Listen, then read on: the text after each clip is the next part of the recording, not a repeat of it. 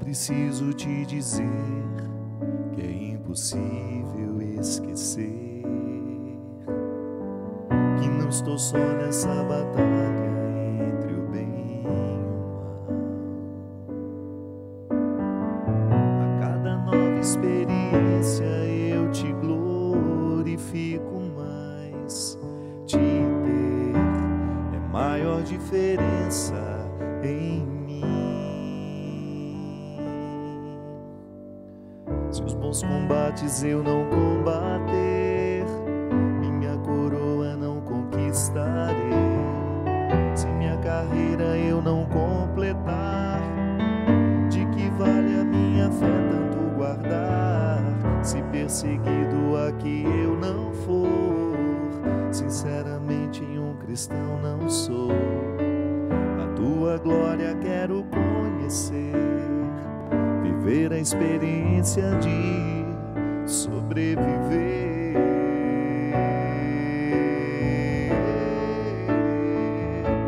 Viver pra mim é Cristo, morrer pra mim é ganho. Não há outra questão quando se é cristão, não se para de lutar. Triunfarei sobre o mal, conquistarei troféus. Não há outra questão quando se é cristão, não se para de lutar até chegar aos céus.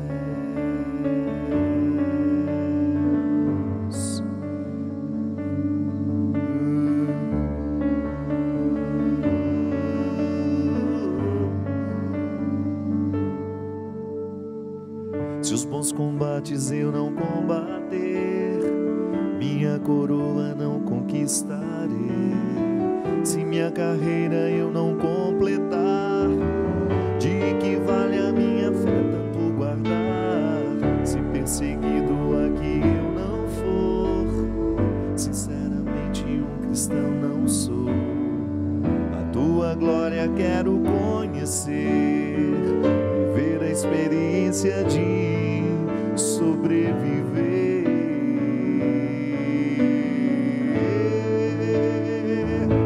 Viver pra mim é Cristo, morrer pra mim é ganho. Não há outra questão quando se é cristão, não se para de lutar. Triunfarei sobre o mal, conquistarei troféus. Não há outra questão quando se é cristão, não se para de lutar. Viver pra mim é Cristo, morrer pra mim é ganho. Não há outra questão quando se é cristão, não se para de lutar. Triunfarei sobre o mal, conquistarei troféu. Não há outra questão quando se é cristão, não se para de lutar até chegar ao céu. Muito boa noite, é com muita alegria que nós começamos mais um programa Direção Espiritual. A nossa vida cristã é sempre um processo de busca, porque nós nunca podemos dizer que nós já chegamos ao resultado final do nosso cristianismo. O cristianismo é uma proposta tão inteligente do ponto de vista antropológico. Quando você pega a proposta de Jesus, ainda que você não queira analisar isso a partir da religião, se você olhar apenas como um ser humano propondo a outros seres humanos um jeito de viver. Até os ateus se rendem à proposta de Jesus. Por quê? Não há nada, absolutamente nada na sua proposta que possa ser nocivo ao ser humano. Ele não propõe nada que seja ruim. Pode ser que a gente até invente coisas ruins em nome dele. Pode ser que os nossos discursos religiosos, muitas vezes, estejam tão viciados pelos nossos vícios humanos, porque esse é um risco.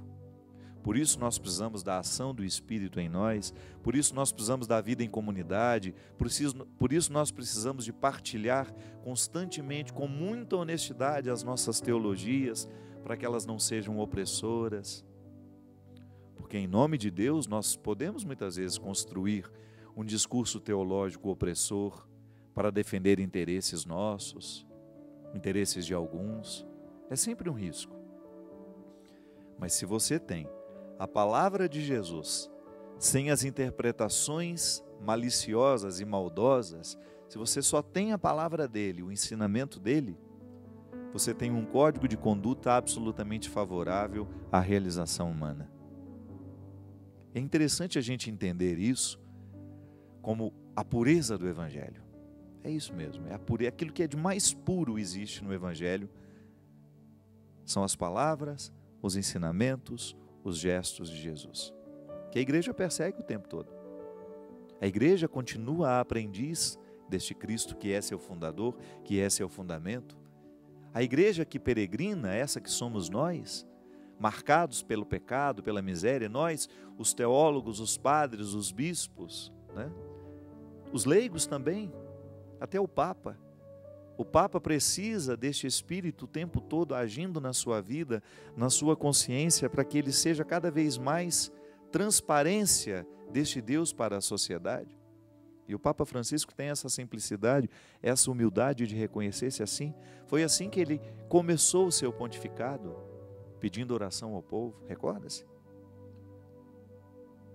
A Praça de São Pedro, repleta de pessoas, felizes por terem ali um novo Papa.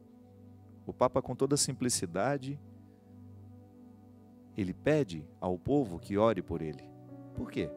Porque ele tem essa consciência teológica, de que apesar de sermos nós, de vivermos essa graça, de sermos os portadores da revelação divina, nós ainda temos os nossos pecados. E nós precisamos lidar com estes pecados para que cada vez mais, na lida com este nosso pecado e numa possível superação deles, Deus seja cada vez mais transparente em nós. Cada vez que a gente retira um pecado da nossa vida, sabe que a gente consegue vencer um vício, por exemplo, Deus fica mais presente em nós. Porque a gente não coloca tantos obstáculos para Ele aparecer através de nós. Nós que temos um ministério público, né? Eu que estou sempre lidando com a vida pública por ser padre, por fazer o que eu faço, nós que estamos aqui na televisão, nós que estamos pelos palcos do Brasil, levando a palavra de Deus através da comunicação, da música, da literatura. Nós precisamos lidar o tempo todo com os nossos excessos, porque esses excessos podem ofuscar a presença de Deus. Nós vamos lidar constantemente com a vaidade. A fama traz tanta vaidade a uma pessoa. Nessa onda, né, de padres famosos, eu sempre escutava muito nos bastidores onde eu cresci como padre, que foi no Sagrado Coração de Jesus, onde nós tínhamos muitos padres famosos lá dentro. Padre Zezinho, Padre Léo, Padre Joãozinho, Padre Marcial Massaneiro. A gente sempre escutava isso, do risco que a vaidade por ser famoso, por se achar muito importante, do risco que isso pode colocar para que Deus possa ficar cada vez mais escondido em nós, o que é um perigo. Eu, como evangelizador, a minha primeira função é transparecer Deus para o mundo, onde quer que eu esteja, com o meu jeito de ser, né? Com as minhas peculiaridades, com os meus dons, com os meus talentos, com as minhas características. Quanto mais eu conseguir vencer os meus limites, esses obstáculos naturais do meu temperamento, do meu jeito de ser, muito mais Deus será transparente em mim e através de mim. E você em casa, você tem a mesma responsabilidade que eu, em funções diferentes, claro. Eu tenho responsabilidades diferentes de você. Tenho responsabilidades diferentes das suas. Mas como cristãos, ninguém pode fugir dessa responsabilidade. De ter uma vida, de viver, de fazer escolhas que facilitem essa transparência de Deus em nós. Como foi nos escritos dos Atos dos Apóstolos, quando as pessoas passavam e viam as comunidades dos primeiros cristãos, o que eles diziam? Nossa, vede como eles se amam, como eles se cuidam, como eles se respeitam. Vejam como a vida daquele povo é uma propaganda positiva de que Deus faz bem a gente. Mas para isso, nós temos que matar leões diariamente, dentro de nós, eu dentro de mim, você dentro de você. Por quê? Porque nós somos humanos, nós somos frágeis e, como eu dizia no início, nós nunca estamos com o nosso processo finalizado. O cristianismo é tão rico, a proposta de Jesus é tão rica, que nós nunca vamos poder dizer, já esgotei tudo o que Ele quer de mim. Nunca poderemos dizer, já esgotei todas as minhas possibilidades como cristãos, eu agora posso descansar. Não. É por isso que a coroa que nós recebemos, essa condecoração, porque essa linguagem, São Paulo está retirando do contexto grego, né? Onde os heróis eram condecorados com coroas, né? Se o meu combate eu não combater, o bom combate, minha coroa não conquistarei. Qual é a coroa a que nós estamos nos referindo? Qual é a coroa a que São Paulo se refere? Aquele louro da vitória, tão comuns nas Olimpíadas gregas, né? Hoje modificado pela medalha, modificado pelo troféu. Naquele momento, São Paulo faz uma referência aos atletas que ganhavam os seus campeonatos e eram coroados pelo mérito do esporte bem desempenhado. Só que aqui, São Paulo faz uma nova interpretação para esse prêmio. Ele diz assim na carta aos Filipenses, capítulo 1. Mas sempre me alegrarei, pois sei que isso contribuirá para a minha salvação, graças às vossas preces e à assistência do Espírito de Jesus Cristo.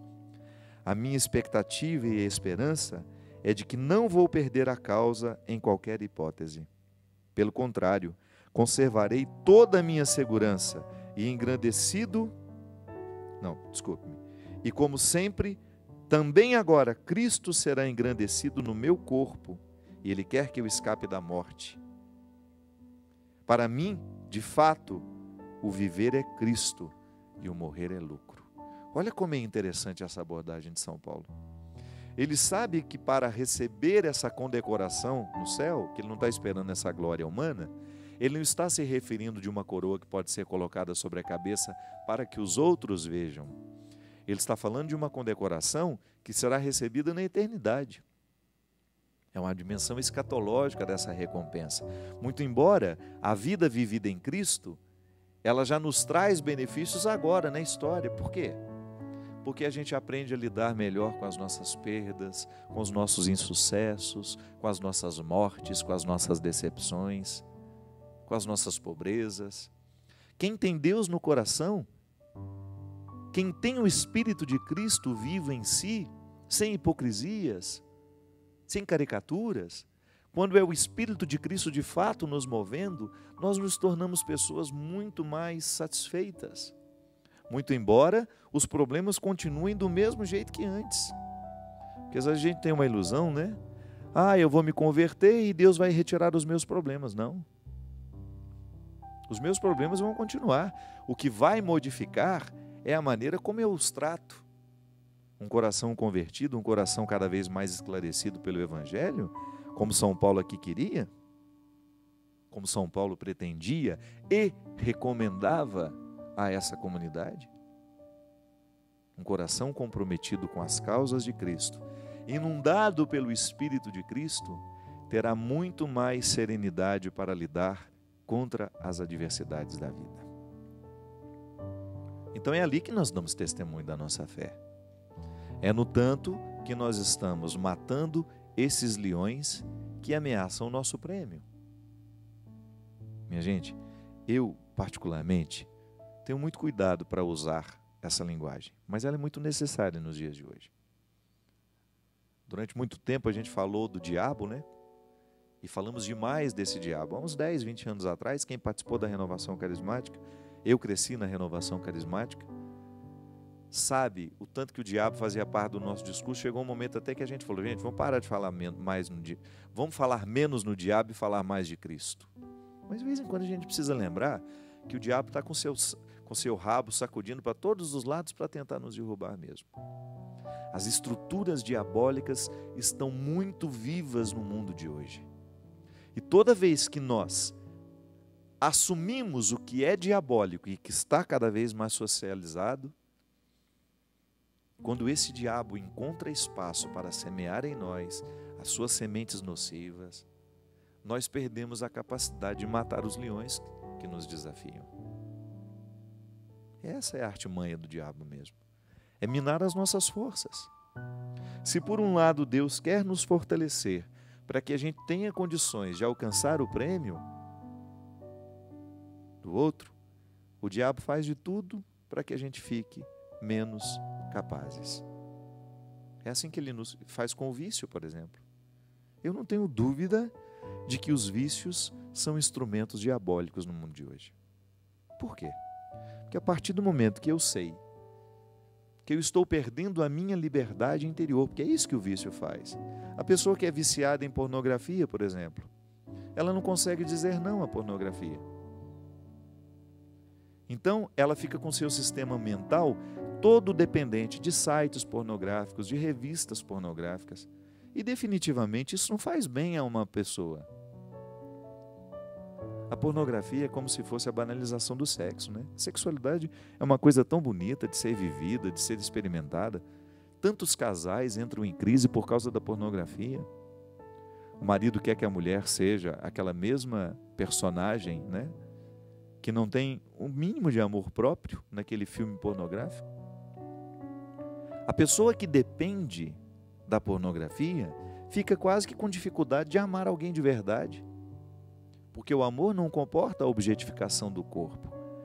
Se eu fosse casado, eu não teria o direito jamais de lidar com a minha esposa como se o corpo dela fosse um objeto que eu posso usar da maneira que eu quero. Eu não posso esquecer da dignidade dela.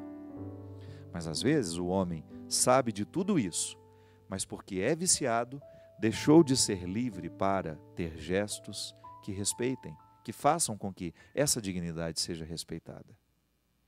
A mesma coisa o álcool. A pessoa não sabe mais viver sem a substância.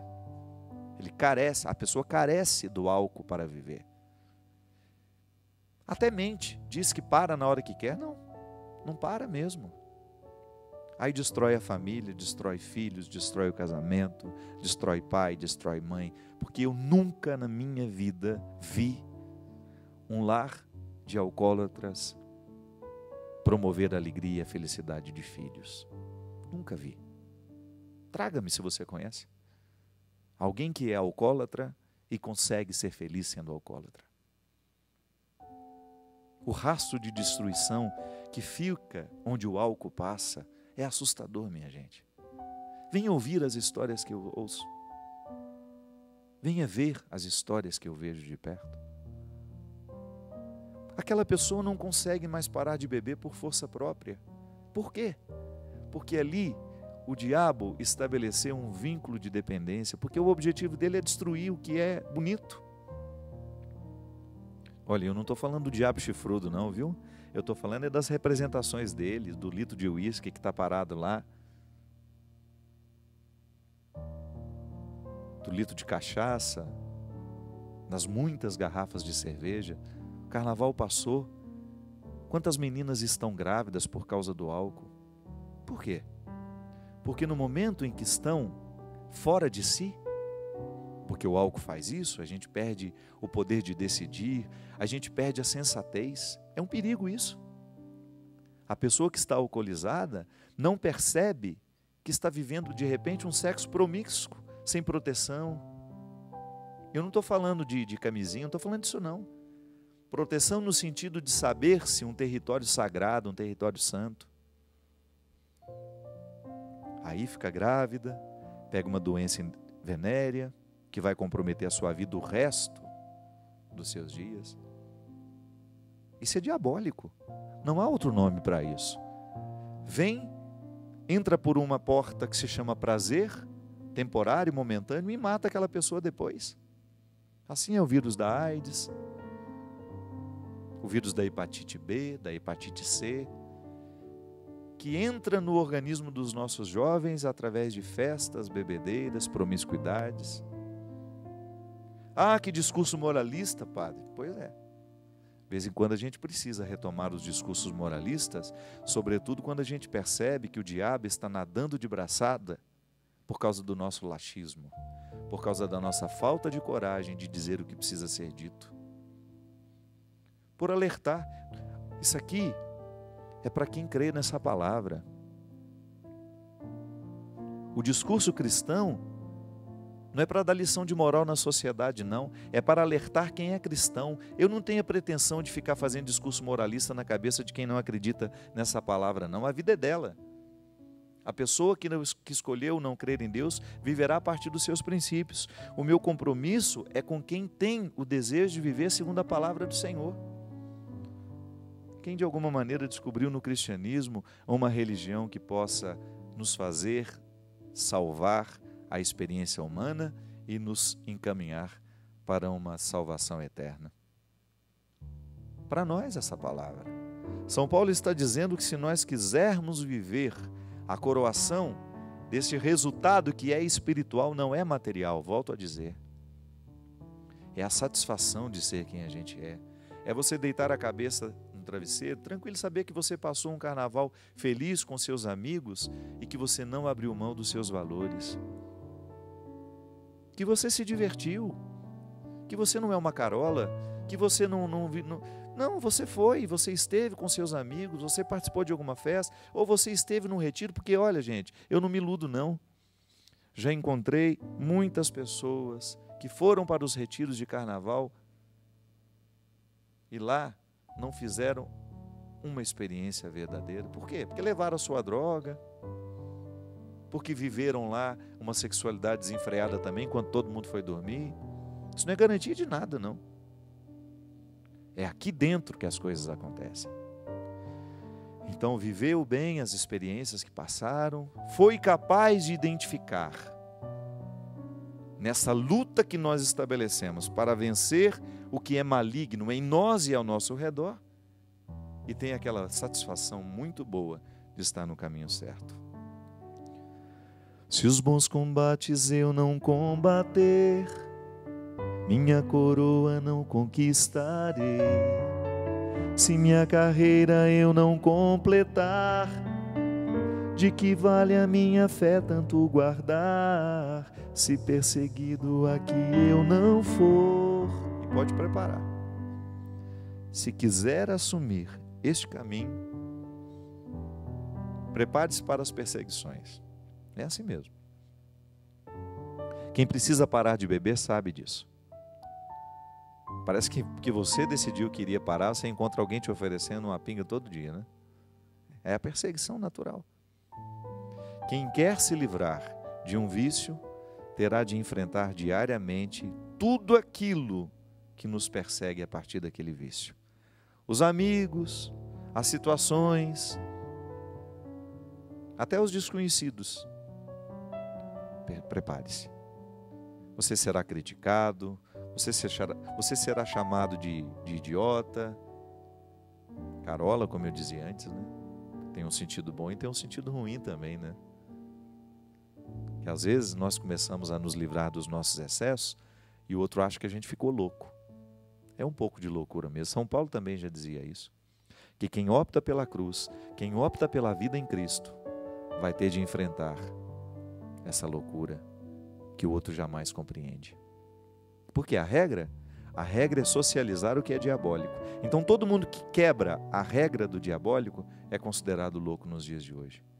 É uma boa loucura que eu desejo a mim diariamente e a você.